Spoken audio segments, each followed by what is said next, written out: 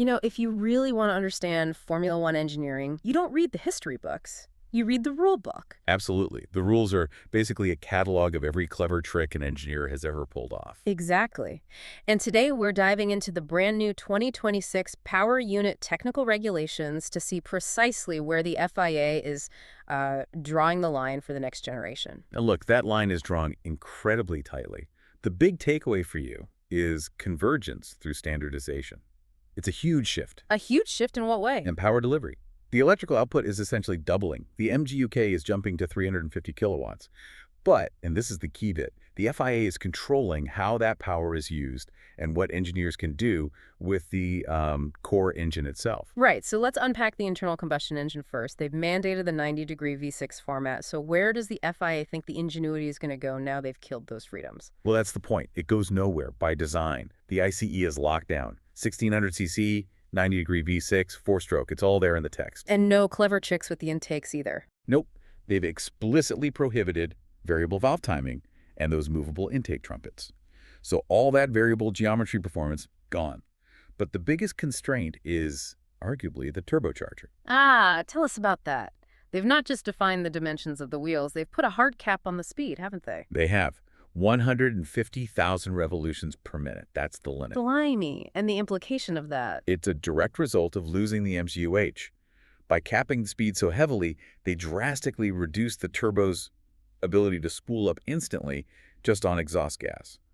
It forces manufacturers to focus on the kinetics of the system, throttle response. Yeah. That will be a massive differentiator. That is an extremely clever way to box them in. So moving from the mechanical to the electronic side, this is where it feels like a truly digital rulebook. We have this huge MGUK output, but the FIA is throttling it based on speed. You've hit the nail on the head. It's a digital speed trap. A speed trap. Exactly. In standard mode, the electric boost just ramps down massively above 340 kilometers per hour, and it's completely gone at 345. Yeah. So no electric boost at the very top end of the straight. Correct. But crucially, there's a loophole. They've introduced an override mode. The driver can press a button and temporarily push that cutoff point higher, all the way up to 355 kph. So the override basically becomes a tactical, driver-controlled push-to-pass, like a super DRS. Precisely. It's no longer just about continuous optimization. It's a race event. Now, if the speed trap controls the electrics, engineers are naturally going to look for gains somewhere else. What about fluids? Are they anticipating old tricks coming back? Oh, yes. The FIA is shutting down those historical loopholes with real intent. Remember all the drama around oil burning? Of course. Well, it's explicitly banned now. Article 5.25.5 states no active control valves for injecting oil into the intake. That particular ghost has been laid to rest. And what about thermal tricks? Illegally cooling the intake air for more power. Policed just as fiercely. The rules now mandate that the air temperature in the plenum must be kept more than 10 degrees centigrade above ambient. So they're putting a hard floor on the intake air temp. They are. It directly kills the performance advantage from any kind of extreme cooling strategy. Okay, and finally, let's quickly touch on performance convergence, because the FIA doesn't want anyone left completely behind with these new units. No, they've actually built in a safety net. It's called the Additional Development and Upgrade Opportunities Provision.